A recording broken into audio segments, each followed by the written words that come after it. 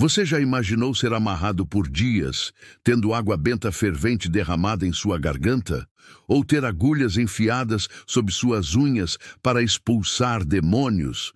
Ou pior, morrer lentamente de desidratação enquanto padres continuam os rituais ao invés de chamar médicos? Estes não são cenários de filmes de terror medieval, mas métodos reais de exorcismo praticados ao longo da história cristã. E o caso número 4 da nossa lista é tão brutal que vai fazer você repensar completamente o que conhece sobre o combate ao mal. Bem-vindos aos segredos nojentos da Bíblia. Vamos explorar os 8 exorcismos mais brutais da história cristã. Enquanto a maioria das pessoas conhece exorcismos apenas através de filmes de Hollywood, a realidade histórica destes rituais é muito mais perturbadora. Por séculos, a crença em possessão demoníaca levou a práticas extremas que hoje seriam consideradas tortura ou abuso. Muitas das vítimas sofriam de condições médicas não diagnosticadas como epilepsia, esquizofrenia ou outras doenças que eram interpretadas como influência demoníaca. Prepare-se para descobrir os métodos mais extremos já utilizados para libertar almas do controle demoníaco e como muitas dessas práticas persistiram até tempos surpreendentemente recentes. E lembre-se, o caso número 4 é tão brutal que você talvez queira pular essa parte, mas duvido que consiga resistir à curiosidade. 8. O ritual do poço de demônios medieval. No século XIV, em várias regiões da Europa, particularmente na Alemanha e norte da Itália, desenvolveu-se um método de exorcismo especialmente brutal, conhecido como o poço de demônios, ou puteus demonum. Este ritual macabro começava com a construção de um poço circular feito de pedras, geralmente em um local isolado ou em uma cripta de igreja. A pessoa supostamente possuída era amarrada e colocada dentro deste poço, que era então parcialmente preenchido com água benta, misturada com diversos ingredientes purificadores, sal consagrado, ervas amargas como absinto e frequentemente substâncias repugnantes como bile de animais ou urina de um padre virgem.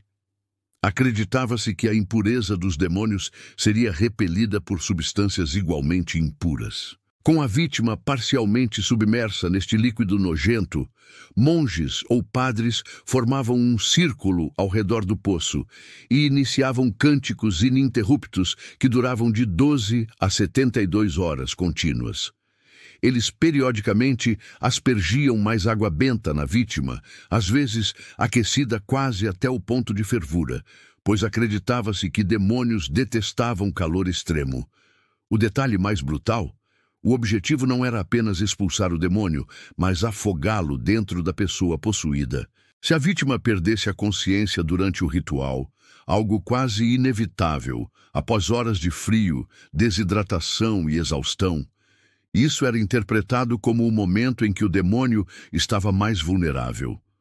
Os exorcistas então forçavam a pessoa a ingerir grandes quantidades da mistura para afogar a entidade maligna em seu interior.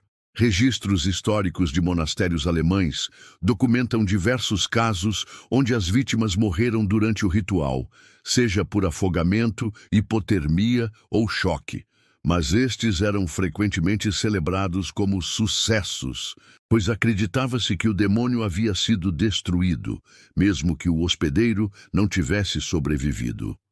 Um cronista de Nuremberg descreveu como um menino de 12 anos morreu após 40 horas neste ritual, mas foi considerado salvo porque seu corpo, quando examinado, não mostrou marcas ou sinais demoníacos, provavelmente porque a pele estava enrugada e desbotada após a prolongada imersão.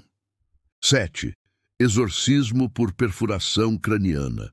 Durante o final da Idade Média e início do Renascimento, particularmente em regiões da França e Espanha, desenvolveu-se uma técnica de exorcismo baseada na antiga prática de trepanação, a perfuração do crânio humano. Esta prática brutal combinava superstição religiosa com a medicina primitiva da época.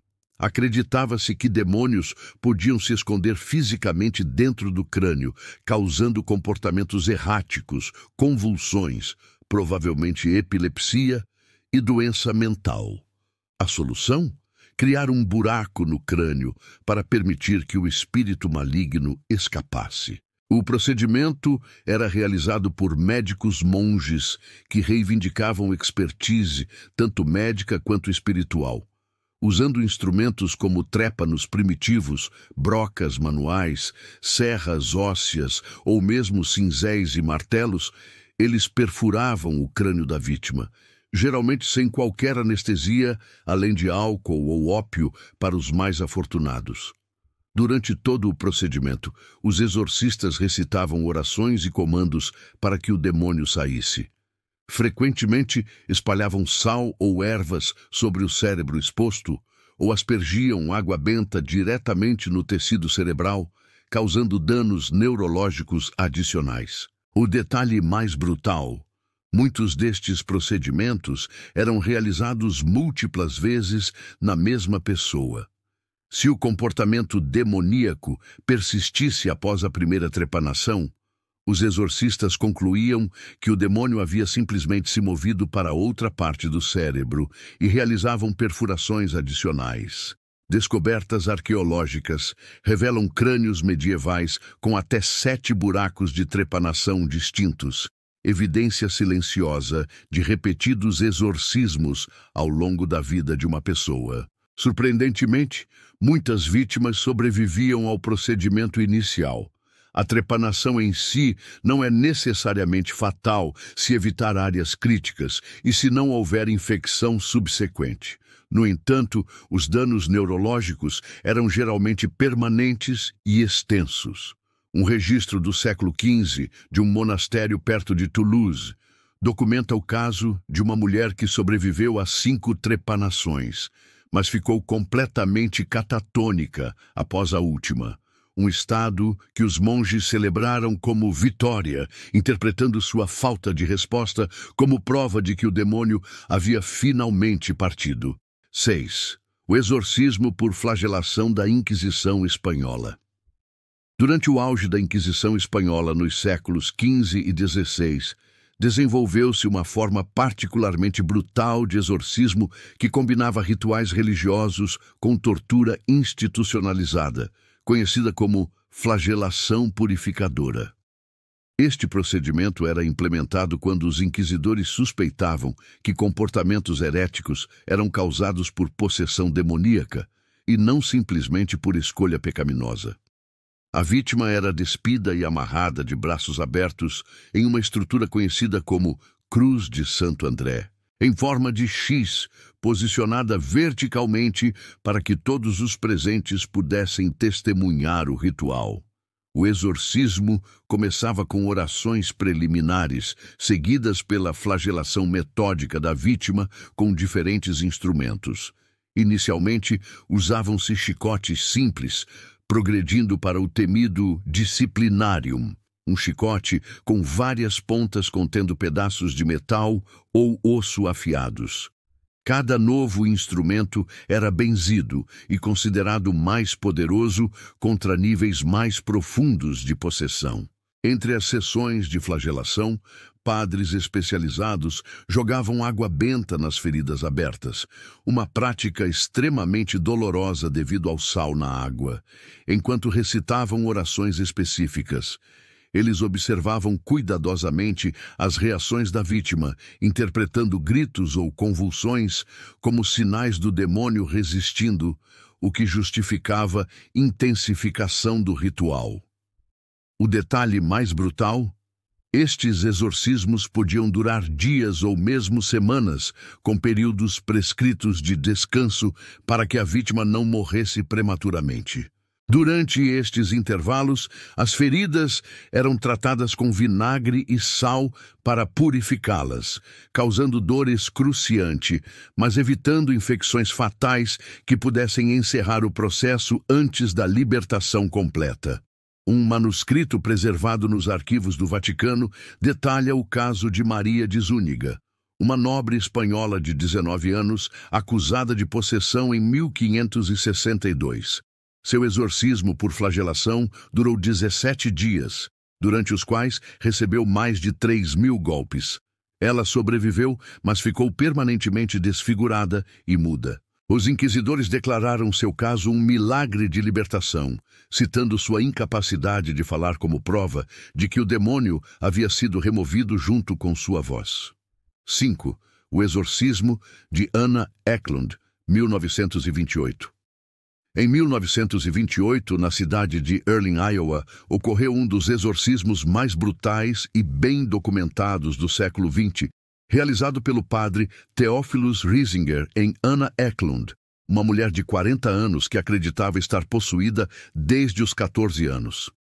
O ritual foi realizado no convento franciscano de São José e durou 23 dias, um dos exorcismos mais longos já registrados. Durante este período, Ana foi mantida amarrada a uma cama de ferro, recebendo apenas mínimas quantidades de alimento abençoado, que frequentemente vomitava imediatamente. Testemunhas relataram fenômenos perturbadores. Ana supostamente levitava acima da cama. Falava em línguas que nunca havia estudado, incluindo latim, alemão e italiano.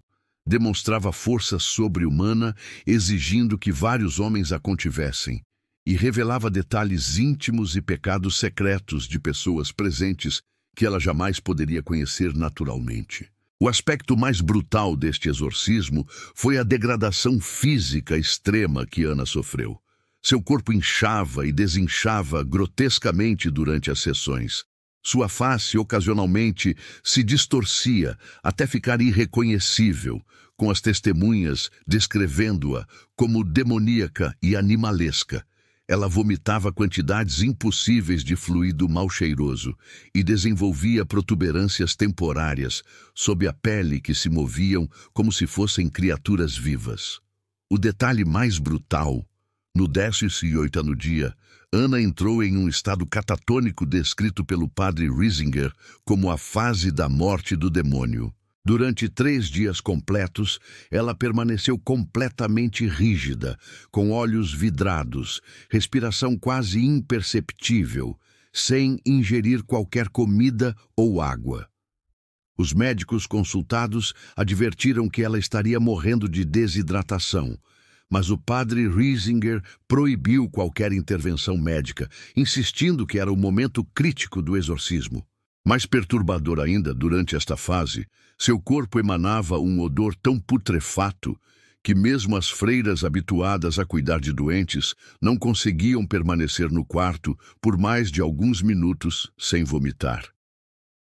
As testemunhas descreveram o cheiro como a morte e o inferno combinados, mais terrível que qualquer cadáver em decomposição.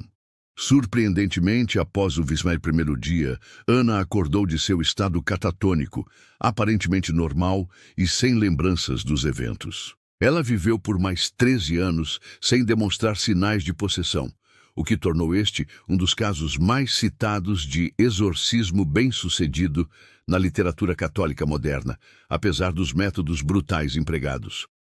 3. O exorcismo letal de Anneliese Michel, 1976.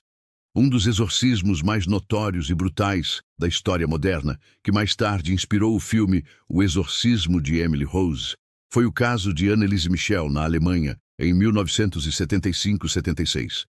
Anneliese, uma jovem alemã devota de 23 anos, começou a experimentar convulsões em 1969, sendo diagnosticada com epilepsia temporal.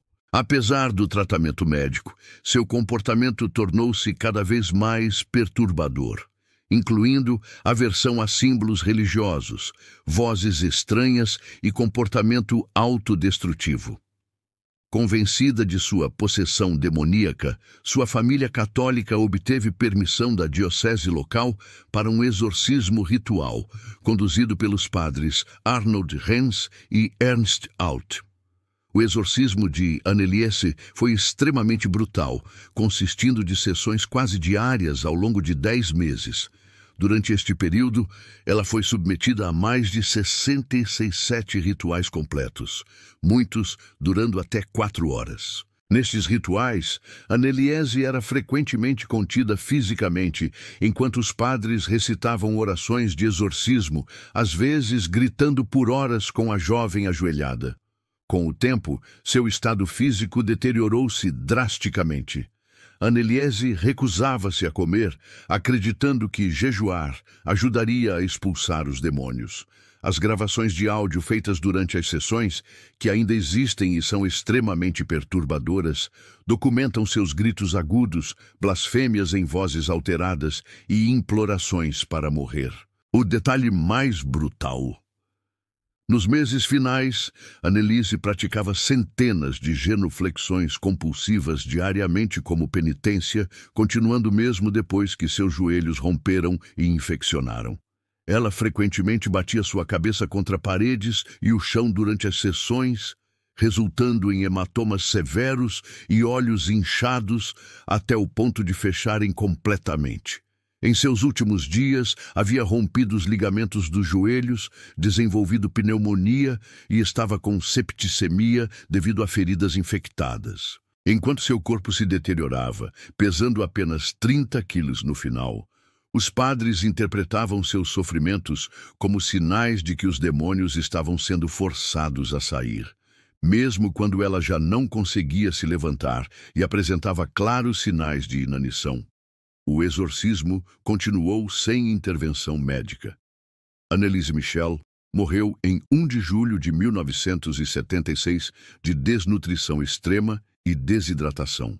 Sua autópsia revelou que ela poderia ter sido salva até o dia anterior à sua morte se tivesse recebido intervenção médica.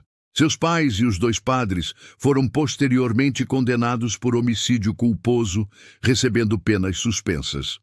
O caso levou a Igreja Católica a revisar significativamente seus procedimentos de exorcismo e enfatizar a necessidade de avaliação psiquiátrica adequada antes de aprovar tais rituais. 2. Exorcismo por purificação gástrica do século XVII. Durante o século XVII, particularmente em regiões da Itália e sul da França, desenvolveu-se uma forma especialmente brutal de exorcismo, baseada na crença de que demônios podiam fisicamente residir no estômago e intestinos da vítima. Inspirado por interpretações literais de passagens bíblicas, onde Jesus expulsa demônios que então entram em porcos, o chamado ritual de purificação gástrica visava forçar os demônios a saírem pelo trato digestivo. O procedimento era supervisionado por exorcistas especializados, conhecidos como purgatori, purificadores. O ritual começava com a vítima sendo forçada a beber enormes quantidades de água benta misturada com óleos consagrados, ervas amargas e, frequentemente, substâncias repugnantes como fel animal, enxofre ou pó de ossos de santos. Esta mistura era intencionalmente formulada para ser extremamente desagradável e provocar vômito. Uma vez que a pessoa começava a vomitar, os purgatori examinavam minuciosamente o conteúdo, procurando evidências físicas do demônio, o que poderia ser qualquer coisa incomum como sangue, muco escuro ou materiais não identificáveis. Se não encontrassem nada convincente, o processo era repetido, frequentemente com misturas progressivamente mais nocivas. O detalhe mais brutal: se o vômito não produzia resultados satisfatórios, os exorcistas passavam para a expulsão inferior. A pessoa era forçada a ingerir purgantes poderosos e tóxicos, como óleo de rícino, em quantidades perigosas, resultando em evacuações violentas e dolorosas. Durante estes episódios, recipientes eram posicionados para coletar o material, que era então minuciosamente examinado, às vezes em público, para identificar o demônio expelido. Um caso documentado em 1647 em Turim descreve como uma mulher chamada Lucia Brocadelli foi submetida a 14 sessões consecutivas deste ritual ao longo de 5 dias. Após desenvolver sangramentos intestinais severos, os exorcistas finalmente descobriram um coágulo escuro em seus excrementos, que declararam ser o corpo do demônio. A mulher morreu 3 dias depois de complicações, mas foi considerada libertada. Seu caso foi tão notório que inspirou um manual de exorcismo que detalhou a técnica Brocadelli, utilizada em dezenas de casos subsequentes. 1. Exorcismo por exposição a elementos. Entre os séculos XII e XV, uma forma particularmente brutal de exorcismo, praticada principalmente nas regiões alpinas da Europa, envolvia a exposição extrema a elementos naturais baseada na crença de que demônios residiam em regiões temperadas do corpo e poderiam ser expulsos através de calor ou frio extremos. O ritual de exposição a elementos era reservado para casos considerados severos, geralmente após outras formas de exorcismo terem falhado. A vítima era submetida alternadamente a condições extremas de temperatura, começando com imersão em água gelada, frequentemente lagos alpinos naturalmente frios ou água de degelo. Após a imersão, enquanto a pessoa entrava em hipotermia, padres recitavam orações específicas, acreditando que o demônio começaria a se mover para escapar do frio extremo. Quando a vítima estava semilúcida de frio, lábios azuis, tremores violentos, era rapidamente transferida para o oposto extremo. Uma sala superaquecida ou, em alguns casos, parcialmente suspensa sobre um fogo. Este ciclo de congelamento e queimadura era repetido várias vezes, às vezes ao longo de dias. Os exorcistas acreditavam que o demônio ficaria confuso e enfraquecido pelas mudanças extremas de temperatura, eventualmente sendo forçado a sair. O detalhe mais brutal: em casos considerados especialmente difíceis, a técnica do vento era adicionada. Durante o inverno alpino, a pessoa parcialmente molhada era amarrada do lado de fora, exposta aos ventos gelados das montanhas. Como o vento era invisível, mas poderoso, acreditava-se que tinha propriedades espirituais especiais que podiam varrer demônios para longe. Um registro detalhado de 1435 do monastério de Engelberg, na Suíça, descreve como uma menina de 15 anos foi submetida a este ritual por 3 dias completos em janeiro. Após múltiplos ciclos, ela desenvolveu graves queimaduras e congelamento, perdendo vários dedos e parte de uma orelha. Quando finalmente parou de gritar e entrou em estado de choque, os monges declararam o exorcismo bem-sucedido, atribuindo seu silêncio e olhar vazio à ausência do demônio. O manuscrito observa com satisfação que ela permaneceu tranquila e obediente pelo resto de sua vida, provavelmente devido a danos cerebrais por hipotermia repetida. 4. O mais brutal: exorcismo por extração. Chegamos ao número 4. O método de exorcismo mais brutal da história cristã, praticado durante o período da caça às bruxas na Europa, séculos XV e XVII, e encontrado principalmente em regiões germânicas e escandinavas, o ritual de extração demoníaca física. Este procedimento horripilante baseava-se na crença literal de que demônios criavam ninhos físicos dentro do corpo humano, frequentemente sob a forma de objetos estranhos implantados sob a pele, entre músculos ou em cavidades corporais. Estes objetos, chamados Hexenkörper, corpos de bruxa, ou Teufelsbrut, cria do diabo, precisavam ser fisicamente removidos para liberar a alma. O exorcismo começava com uma investigação minuciosa do corpo da vítima.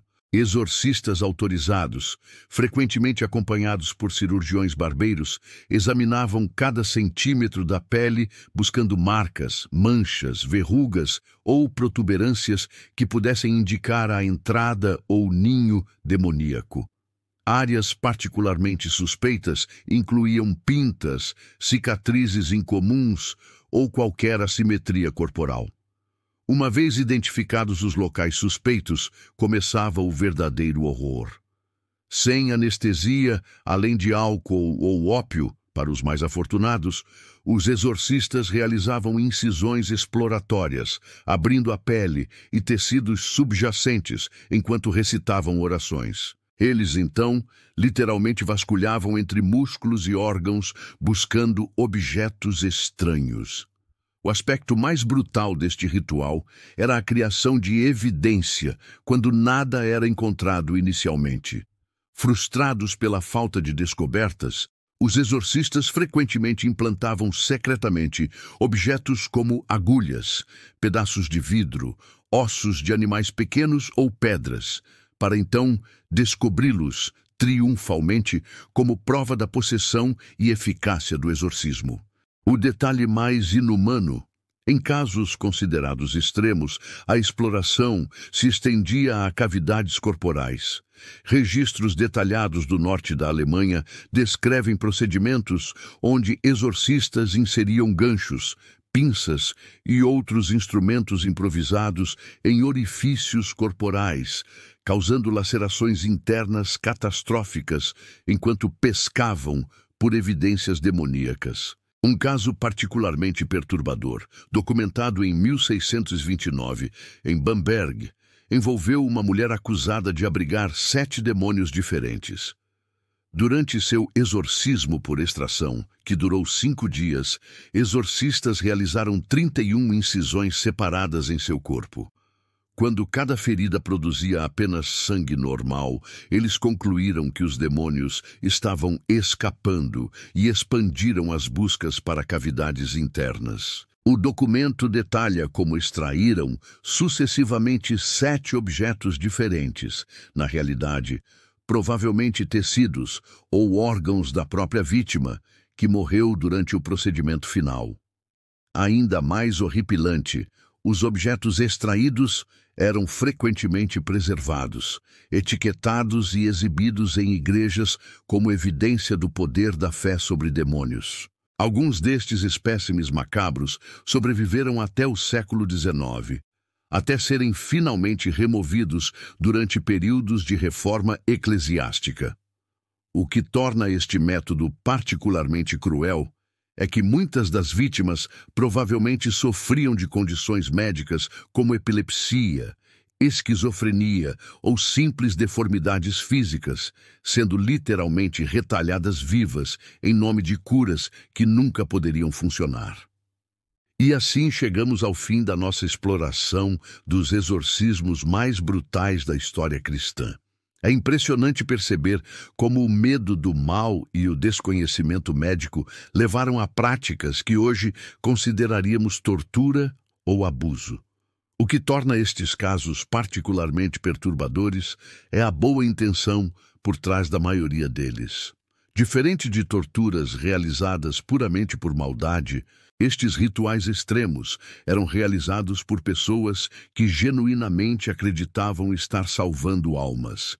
Uma lembrança sombria de como até as melhores intenções podem levar a consequências terríveis quando guiadas por superstição e medo. Felizmente, com o avanço da medicina moderna e da psiquiatria, hoje compreendemos que muitos comportamentos anteriormente atribuídos à possessão demoníaca são manifestações de condições médicas tratáveis.